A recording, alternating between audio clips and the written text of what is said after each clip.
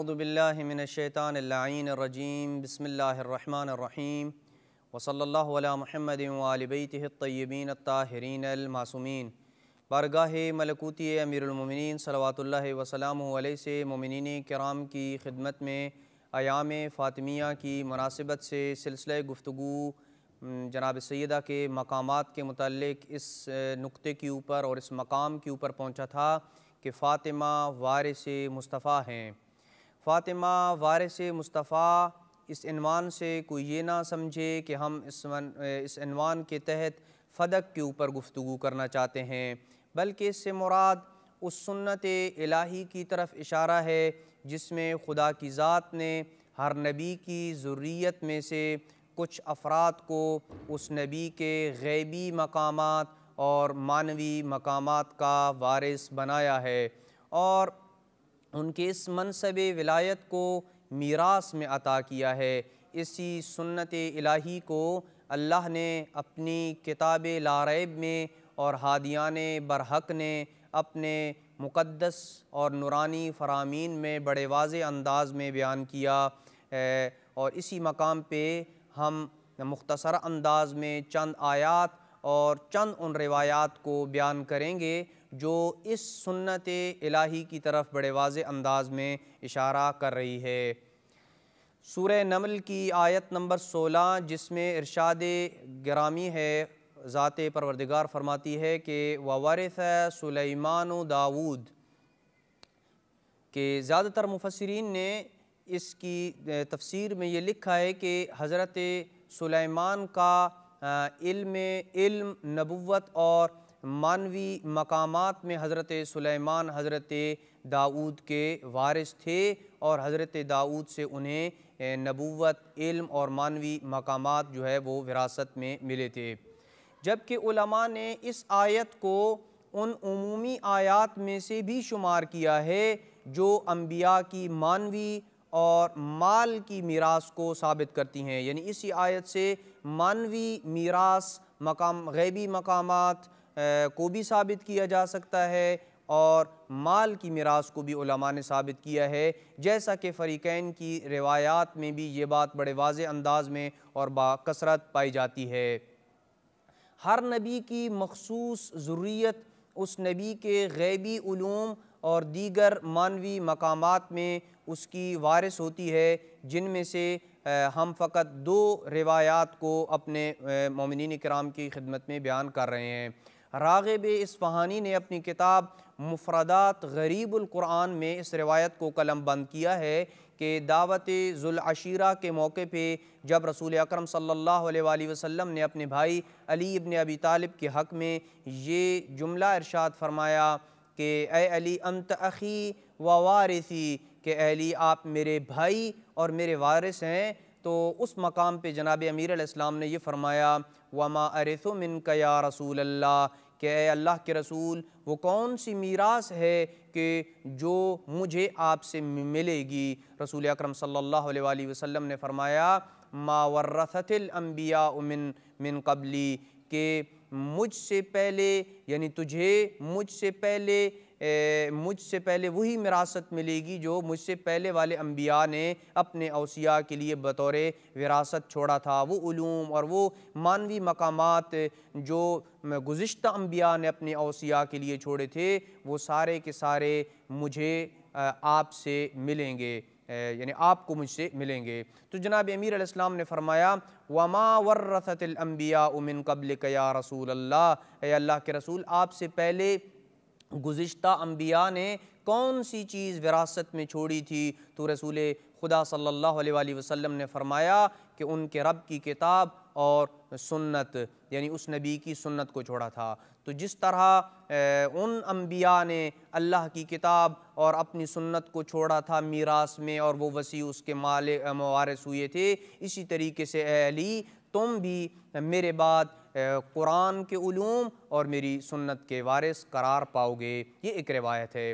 دوسری روایت جس سے یہ سنت الہی ثابت ہوتی ہے کہ ہر نبی کے وسیع اور اس کی ذریت اس سے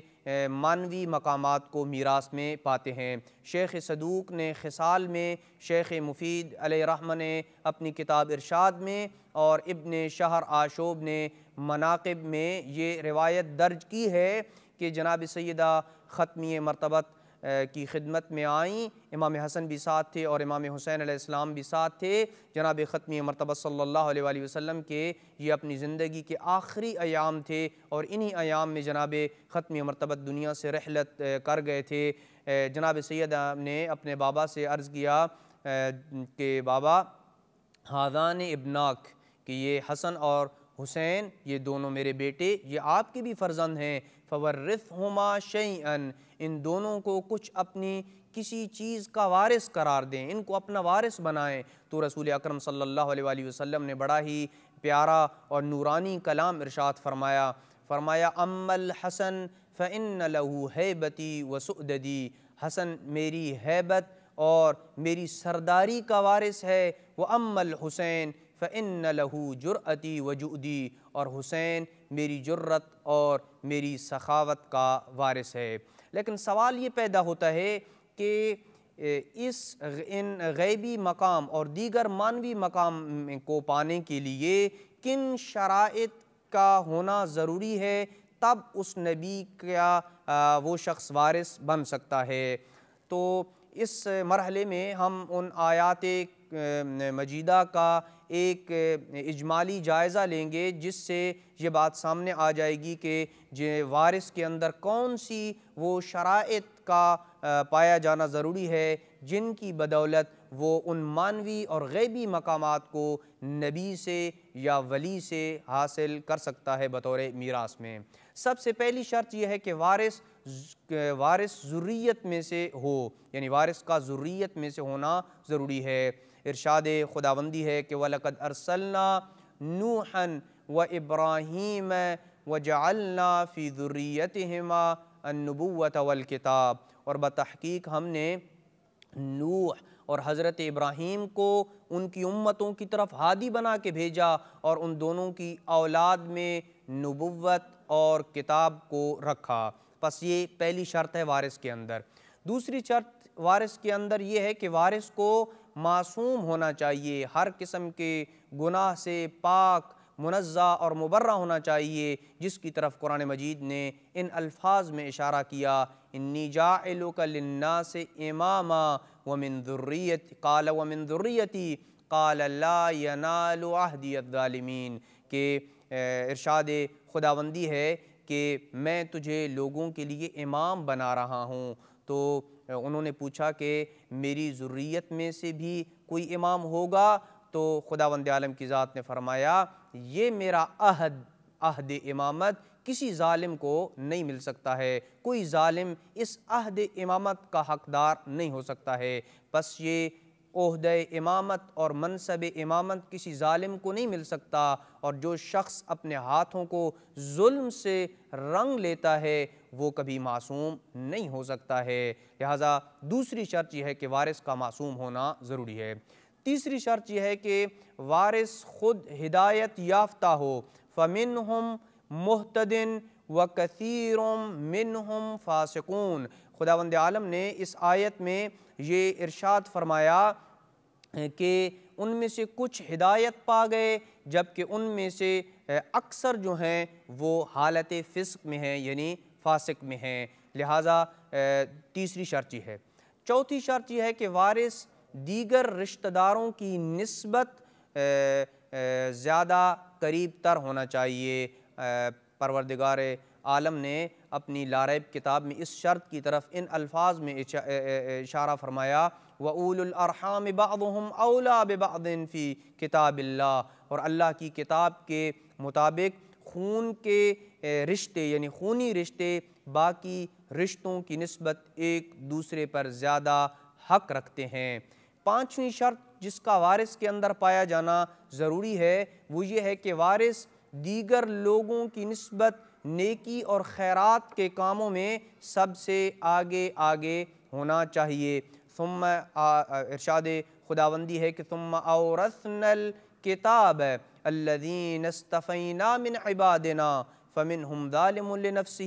ومنہم مقتصد ومنہم سابق بالخیرات بإذن اللہ۔ آواز قدرت ہے یہ اس آیت میں کہ ہم نے اس کتاب کا وارث انہیں بنایا جنہیں ہم نے اپنے بندوں میں سے برگزیدہ کیا، جنہیں ہم نے اپنے بندوں میں سے چن لیا، جن کا اختیار ربانی ٹھہرا۔ بس ان میں سے کچھ ایسے جو اپنے نفس پہ ظلم کرنے والے ہیں، کچھ میانہ روی اختیار کرنے والے ہیں، اور کچھ اللہ کے اذن سے نیکیوں کی طرف سبقت لے جانے والے ہیں۔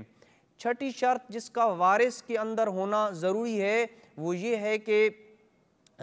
اللہ کے لیے وارث مخلص ہو، راہ خدا میں اس کا خلوص واضح ہونا چاہیے، جیسا کہ قرآن مجید کی اس آیت کے ذیل میں عبداللہ بن مسعود نے اپنے مصحف میں یہ جملہ درج کیا ہے کہ وَأَنذِرْ عَشِيرَتَكَ الْأَقْرَبِينَ، اے میرے حبیب اپنے قریبی رشتہ داروں کو تم ڈراؤ۔ اس جملے کے ذیل میں مصحف ابن مسعود میں یہ جملہ موجود ہے وَرَحْتَكَ مِنْهُمُ الْمُخْلِصِينَ، کہ اے حبیب اپنے قبیلے میں سے اور اپنے قریبیوں میں سے اپنی قوم کے مخلص افراد کو تم ڈراؤ۔ لہٰذا وارث کے لیے ایسا ہونا چاہیے کہ وہ اللہ کی راہ میں خلوص کی دولت کا اظہار کرے۔ ساتویں شرط کہ جس کا وارث کے اندر پایا جانا ضروری ہے وہ یہ ہے کہ وارث اللہ کا اختیار کردہ ہو، یعنی مقام اصطفاء کے اوپر فائز ہو، اللہ کا برگزیدہ، اور اس مقام وراثت کو پانے کے لیے خود اللہ نے اس کا اختیار کیا ہو۔ اور اس کو بھی سورہ فاطر کی وہ آیت بڑے واضح انداز میں بیان کر رہی ہے ثم اورثنا الکتاب الذین اصطفینا من عبادنا، اور پھر ہم نے اس کتاب کا انہیں وارث بنایا جنہیں ہم نے اپنے بندوں میں سے برگزیدہ کیا، جنہیں ہم نے اپنے بندوں میں سے چن لیا۔ بس یہ وہ ضروری ترین شرائط ہیں کہ جن کا کسی وارث میں پایا جانا ضروری ہے تاکہ وہ مقامات غیبیہ اور دیگر معنوی مقامات کو حاصل کر سکے۔ ہم اپنی گفتگو کو اگلے قسط میں